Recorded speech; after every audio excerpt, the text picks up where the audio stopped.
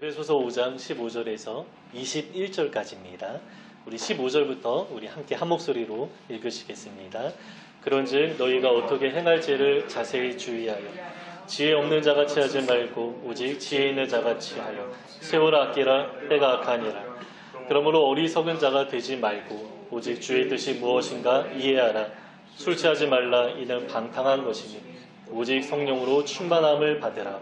시와 찬송과 신령한 노래들로 서로 화답하며 너희의 마음으로 주께 노래하며 찬송하며 범사에 우리 주 예수 그리스도의 이름으로 항상 하나님 앞 감사하며 경외함으로 피차 복종하라. 네, 오늘 본문은 예전에 글로도 정리한 적이 있는데요. 좀 부정에 어울리는 내용이기도 하고 이 주제를 다시 한번 나누고 싶은 마음이 있어서 오늘 설교를 준비했습니다. 세월을 아끼라라는 제목입니다. 참 유명한 내용이죠. 그러나 유명하지만 오해도 많이 있습니다. 두 가지 오해가 있는데요. 첫 번째는 우리 시대 입장에서 이 말씀을 생각하는 것입니다. 우리 시대는 부지런하게 열심히 살아가는 것을 미덕으로 여기는 사회 속에서 시간을 쪼개어 살아가는 사람들을 가리켜서 인생을 잘 살아간다라고 생각합니다. 그래서 시간을 아끼며 살라 이렇게 문자적으로 이해하는 것입니다. 그러나 여러분, 우리가 이 세대를 잘 분별할 필요가 있습니다. 제가 예전에 본 책 중에 시간의 횡포라는 책이 있는데요. 이 책을 읽어보시면 현대인들이 얼마나 시간에 얽매여 살아가는가 잘 알 수 있습니다. 시간 단위, 분 단위로 쪼개어서 살아가는 현실입니다. 근데 이렇게 살아가려면 시계가 있어야죠. 그러나 해시계, 물시계처럼 국가적으로 사용한 시계를 제외하고 모든 사람들이 손목시계나 핸드폰이나 이렇게 시간을 늘 확인하면서 살아가는 시대는 불과 100년이 채 되지 않았습니다. 그래서인지 지금은 굉장히 바쁜 시대를 살아가고 있습니다.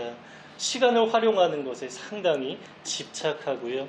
시간이 곧 돈이라고 하면서 시간을 아주 중요하게 여기고 있습니다.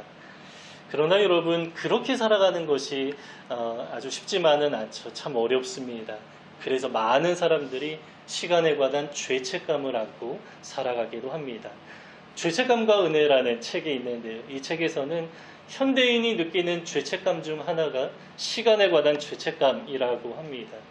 우리가 조금 쉬면서 여유롭게 살아갈 수도 있는데 일정한 시간 안에 많은 것을 하지 못하면 마치 죄를 짓는 것 같은 그러한 느낌을 받는 것입니다.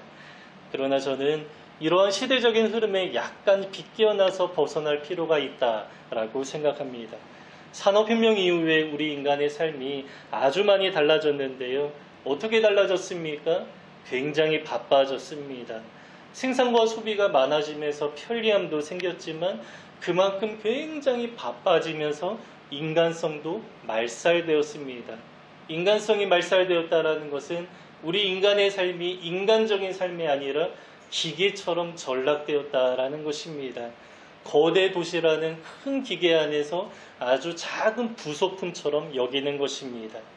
그리고 이러한 사회에 잘 적응하게 하는 것이 교육의 목적이라고 하죠.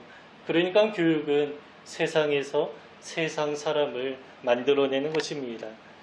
그러나 여러분, 우리는 어떻습니까? 우리는 이 세상에서 세상 사람으로 살아가는 것이 아니라 다르게 살아가죠. 하나님의 사람으로 살아가고 있습니다. 그래서 성도의 삶은 세상과 다를 수밖에 없겠죠. 그러면 어떻게 달라집니까? 저는 개인적으로 하나님이 요구하신 대로 살아가게 된다면 이 시대의 일반적인 사람들의 모습보다는 약간은 게으르지 않을까 생각하게 됩니다. 실제로 게으르게 살아도 된다 이러한 의미가 아니라 너무 바쁘게 정신없이 살아가는 현대인들의 모습에서 우리가 신앙인으로서 약간의 여유가 필요하다라는 것입니다. 특별히 현대인들은 사랑할 시간이 너무 부족하죠.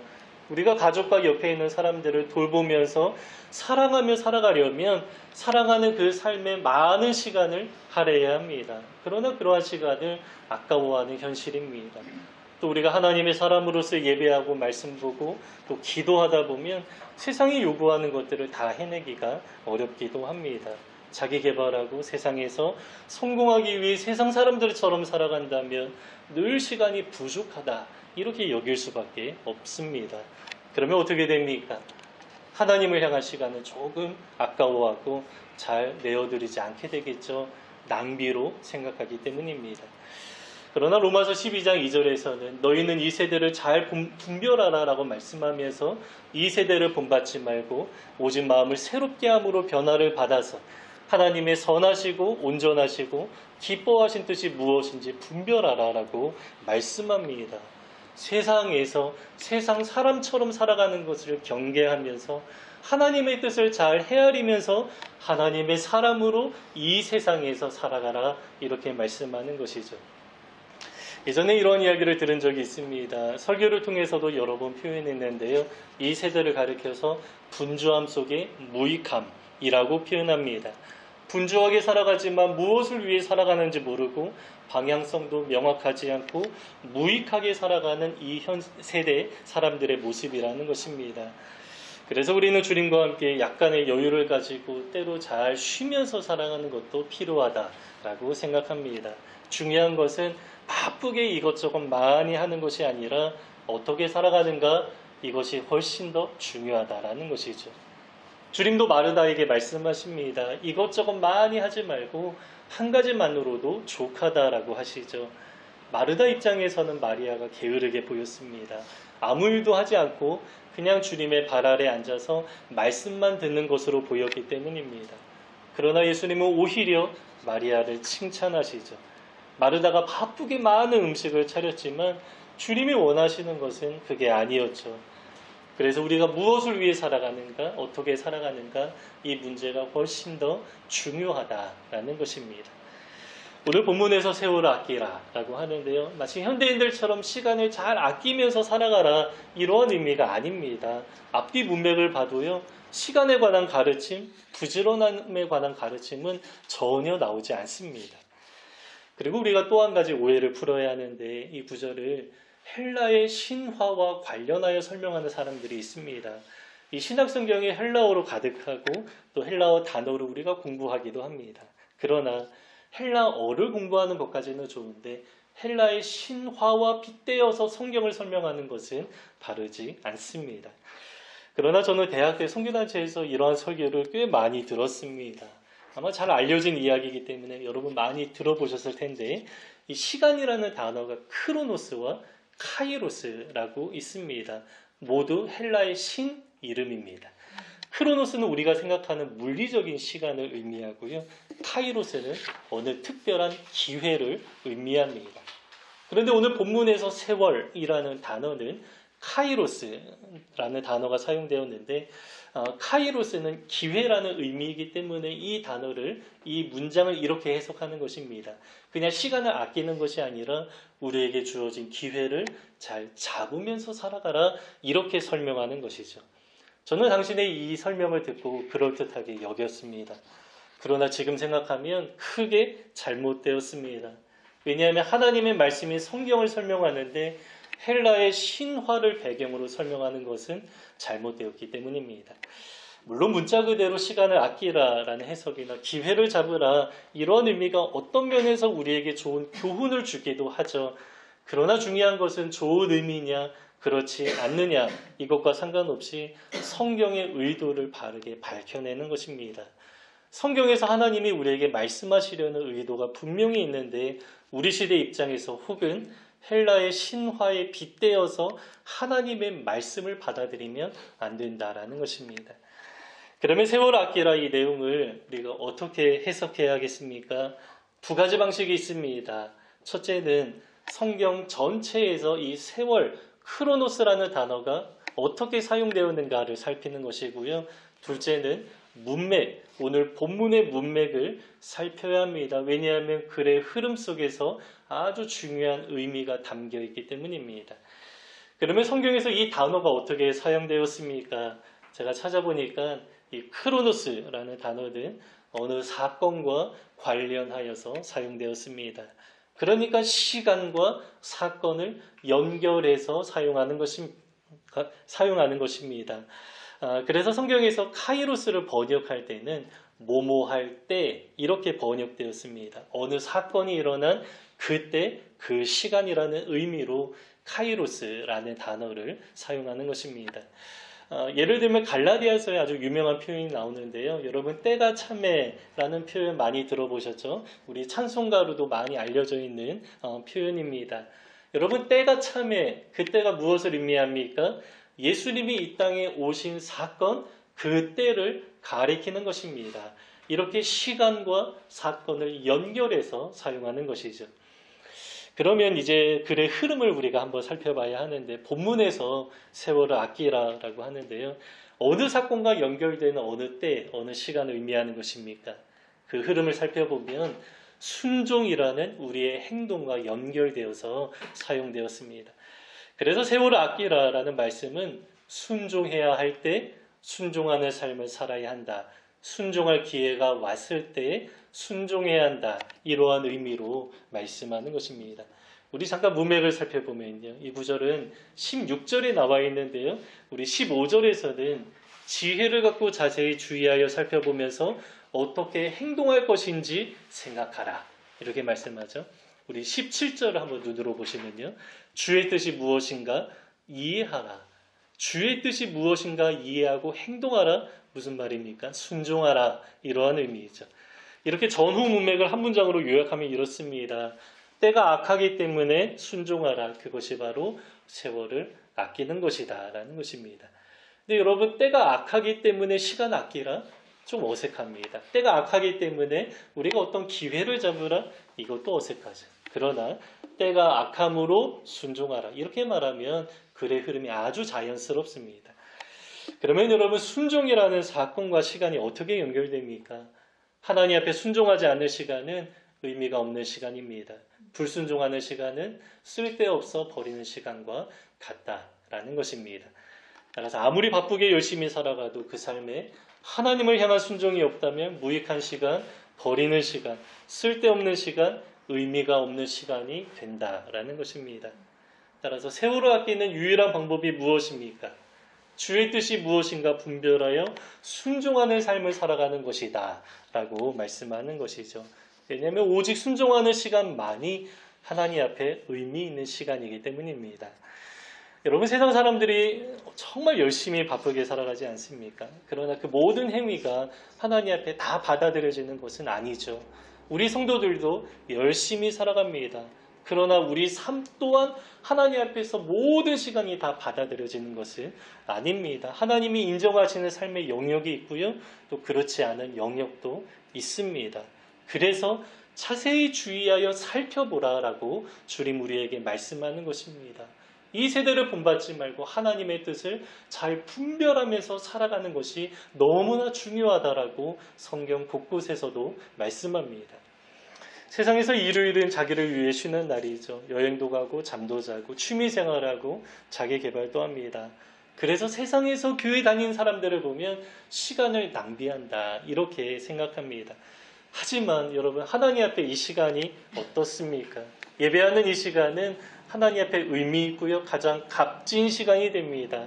여러분 예배만큼 귀한 것이 없습니다. 제가 종종 말씀드리지만 예배하는 시간은 하늘이 열리는 시간입니다. 야곱의 베델에서 하늘이 열리고 사닥다리가 있고요. 천사가 오르락 내리락 했다라고 하는데 그 의미가 뭐냐면 영적인 존재들이 땅에 오르락 내리락 했다. 하늘과 땅이 연결되는 유일한 시간이 바로 예배하는 시간이다 라는 것입니다. 그래서 예배하는 시간만큼 값진 시간은 없습니다. 어떤 사람에게는 낭비처럼 여겨지지만 우리가 이 말을 좀 바꾸어서 말하면 많은 분들이 이렇게 표현합니다. 거룩한 낭비를 합시다. 거룩한 낭비. 세상에서는 낭비라고 생각하지만 우리에게는 그것이 가장 거룩한 행위다. 이렇게 고백하는 것이죠. 또 우리가 매일의 삶 가운데 말씀과 기도 생활도 그렇습니다. 아까운 시간이 아닙니다. 하나님 앞에서 가장 의미 있고 가장 인정받는 그런 시간이 또 말씀과 기도하는 시간이죠.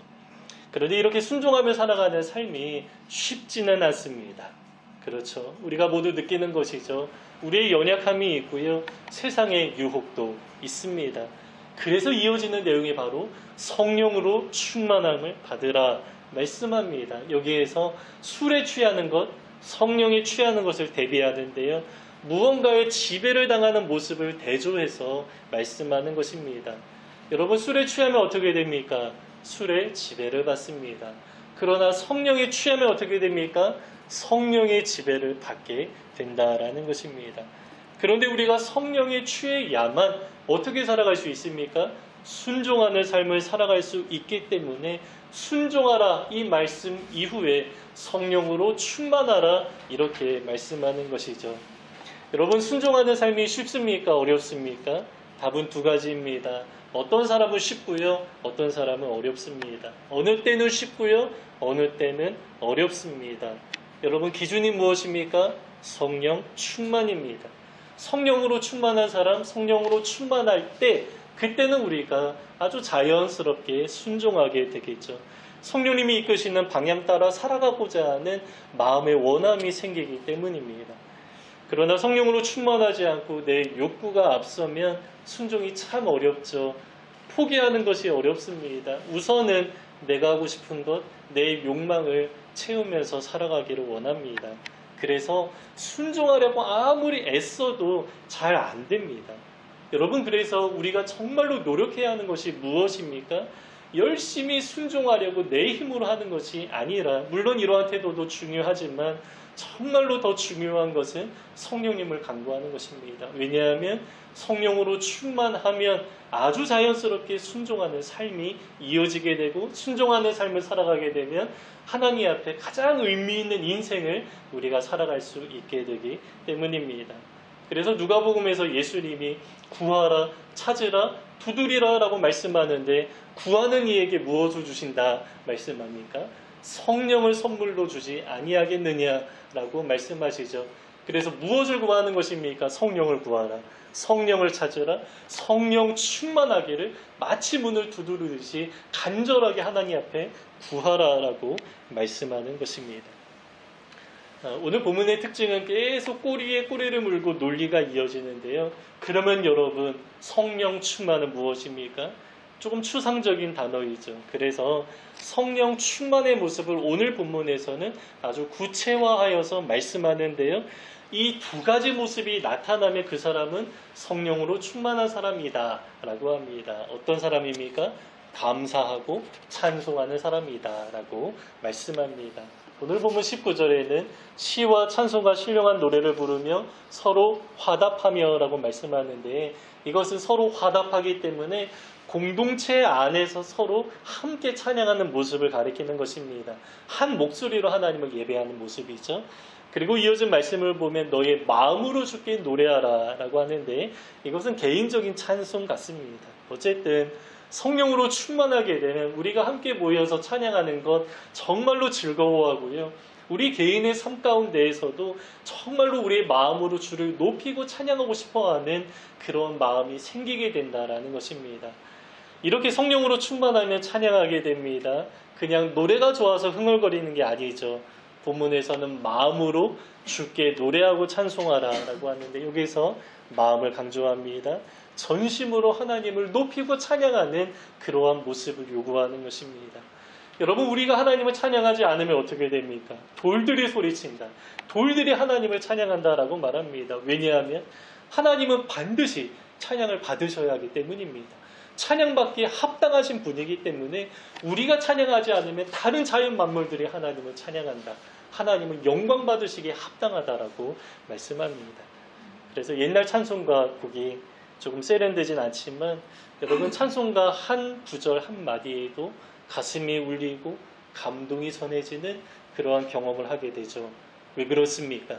성령님이 역사하신 결과입니다. 성령님이 우리 안에 충만하게 임하게 되면 우리의 마음으로 하나님을 찬양하는 것을 참 좋아하는 것입니다. 두 번째 특징, 감사입니다. 범사에 우리 주 예수 그리스도의 이름으로 항상 아버지 하나님께 감사하라 라고 말씀하죠. 여기에서 범사에 감사하라. 범사가 무엇입니까? 모든 일입니다. 그런데 우리가 겪는 모든 일 가운데 좋은 일도 있고요. 그렇지 않은 일도 있습니다. 감사할 만한 일도 있고요. 원망하고 불평할 만한 일도 있습니다. 그런데요. 성령으로 충만한 사람은 어떻게 됩니까? 범사에 그 모든 일에 하나님 아버지 앞에 감사하게 된다라고 말씀합니다. 왜 그렇습니까? 하나님을 신뢰하기 때문입니다. 비록 우리 삶 가운데 원치 않은 일이 일어나기도 하지만 하나님 결국에 어떻게 하십니까? 그 모든 것을 합력하여서 선을 이루시기 때문에 우리는 믿음으로 하나님을 신뢰하고 바라보면서 범사에 감사할 수 있습니다. 모든 것을 다 잃을 수도 있습니다. 그러나 하나님이 우리를 떠나지 않는다. 하나님을 잃어버리지는 않습니다. 심지어 우리의 목숨을 잃어도 우리의 영혼은 구원받게 됩니다. 그래서 우리가 모든 일에 하나님 아버지 앞에 감사할 수 있는 것이죠. 이 감사는 아무나 하는 것이 아닙니다. 성령으로 충만한 사람만 할 수 있는 것입니다. 그래서 찬송과 감사의 삶을 살아간다면 그 사람은 성령으로 충만하여서 늘 순종하는 사람이다 생각할 수 있겠죠. 그런데 지금까지 하나님과 나와의 관계만 이야기를 했는데 마지막 21절에 보면요. 서로를 향한 모습도 나타납니다. 내용이 갑자기 다른 이야기로 좀 전환되는 것 같습니다. 하지만 제가 조금 전에 말씀드린 것처럼 오늘 본문은 논리가 꼬리에 꼬리를 물고 계속해서 좀 이어지는데요. 왜냐하면 이 성령으로 충만해서 순종하는 모습은요. 이웃과의 관계에도 잘 나타나기 때문입니다. 그런데 관계를 맺는 방식이 이렇게 말합니다. 그리스도를 경외함으로 피차 복종하라. 서로가 서로에게 복종하라라고 합니다. 그런데 여러분 복종이라는 단어의 어감이 조금 이상하지 않습니까? 조금 비굴한 느낌이 듭니다. 내가 원하지 않는데 어쩔 수 없이 상대방의 말에 순종해야 하는 그런 상황을 떠올리게 됩니다. 그런데 우리 마음이 비굴하지 않으면서 서로에게 복종할 수 있는 비결이 있습니다. 그것이 바로 그리스도를 경외함으로 피차 복종하라 이렇게 말씀하는 것입니다. 주님을 두려워하는 마음으로 주님 앞에 복종하고자 하는 태도가 있을 때 서로에게도 나를 낮추고 복종하는 모습이 나타나게 된다라는 것입니다. 왜냐하면 하나님을 향한 태도는 이웃과의 관계에도 잘 나타나기 때문입니다. 그래서 하나님을 향한 신앙과 또 이웃을 향한 인격은 저는 하나다라고 믿습니다. 하나님께 복종하는 사람은요, 서로의 말에도 복종하게 됩니다. 기꺼운 마음으로 서로의 말을 적극적으로 들어주고 싶어하는 그런 마음이 생기는 것입니다. 하나님의 말씀에 귀를 기울이는 사람은 서로의 말에 경청합니다. 반대로 내 말을 자꾸 주장하는 사람은 하나님 앞에서도 어떻게 합니까? 똑같습니다. 하나님의 말씀에 순종하기보다 자꾸 내 입장을 주장하는 그러한 태도가 나타날 수도 있습니다. 그래서 우리 삶의 이웃과의 관계를 생각해 보면 하나님과의 관계도 잘 드러나게 됩니다. 그리고 하나님과 잘 관계를 맺으며 살아가는 사람은 이웃과도 아주 좋은 인격적인 관계를 맺으면서 살아가게 됩니다. 그래서 오늘 본문에서는 피차 복종하라 라는 내용으로 마치는데 어떻게 복종하는 것입니까? 그리스도를 경외함으로 피차 복종하라 라고 말합니다. 주님을 경외하면서 복종하는 삶을 살아가면 서로에게도 복종하는 태도가 나타나게 된다라는 것이죠. 이제 말씀을 마치겠습니다. 오늘 본문은 논리가 여러 번 이어졌는데요. 가장 먼저 어떻게 말씀했습니까? 세월을 아끼라라고 하죠. 시간을 아끼거나 또 기회를 잡으라는 윤리적인 수준의 의미가 아닙니다. 순종하는 삶을 말씀하는 것입니다. 순종하는 삶만이 하나님 앞에 의미가 있다라고 말씀합니다. 그래서 아무리 열심히 살아가도 불순종하면 하나님 앞에 버려지는 시간과 같습니다. 그러면 어떻게 순종할 수 있습니까? 성령으로 충만해야 됩니다. 그러면 어떤 모습이 성령으로 충만한 모습입니까? 마음으로 하나님을 찬양하고 범사에 감사하고 피차 복종하는 모습입니다. 이제 오늘은 2020년을 또 다시 새롭게 시작하는 구정 연휴를 우리가 살아가고 있습니다. 마음을 새롭게 하는 아주 좋은 기회가 되는데요. 오늘 본문이 우리에게 교훈하는 것이 있습니다. 오늘 본문 처음에 이렇게 말씀하죠. 우리가 지금 악한 시대를 살아가고 있다라고 합니다. 때가 악하기 때문에 순종하라라고 말씀합니다. 여러분 이 악한 세대 가운데서 얼마나 하나님의 말씀에 순종하며 살아가고 계십니까? 이 질문은 곧 얼마나 성령으로 충만하여 살아가고 계십니까? 또다시 질문하면 얼마나 찬송하며 감사하며 이웃과의 관계 속에서 피차 복종하며 살아가십니까? 이렇게 질문할 수 있습니다. 우리가 2020년을 바라볼 때에 붕뜬 기대와 희망에 부풀어 오를 수도 있습니다. 막연하게 올해는 잘 되겠지 생각할 수도 있습니다. 하지만 올 한 해도 악한 시대를 살아간다라는 사실에는 변함이 없습니다. 올해도 우리의 마음을 빼앗는 여러 가지 유혹이 많이 있을 것입니다. 올해도 우리를 어떻게든 넘어뜨리려고 할 것입니다. 여러분, 이러한 상황에서 우리는 하나님 앞에 순종하기 원합니다. 또 성령으로 충만하여서 감사와 찬송이 넘치는 삶을 우리가 함께 살아가면 좋겠습니다. 또 주를 경외하는 것처럼 서로 복종하는 한 몸을 우리가 함께 이루면 좋겠습니다. 우리가 이렇게 살아간다면 하루하루 하나님 앞에 가장 귀하고 의미 있는 시간을 살아낼 수 있을 것입니다. 구정을 맞아서 오늘 다시 한번 우리가 성령으로 충만하게 되기를 원하고요. 그래서 가장 의미 있는 삶을 살아가시는 우리 모두가 되시기를 주님의 이름으로 축복합니다. 오늘 본문 15절부터 21절까지 함께 읽고 설교 마치겠습니다. 15절부터 읽겠습니다. 그런즉 너희가 어떻게 행할지를 자세히 주의하여 지혜 없는 자같이 하지 말고 오직 지혜 있는 자같이 하여 세월을 아끼라.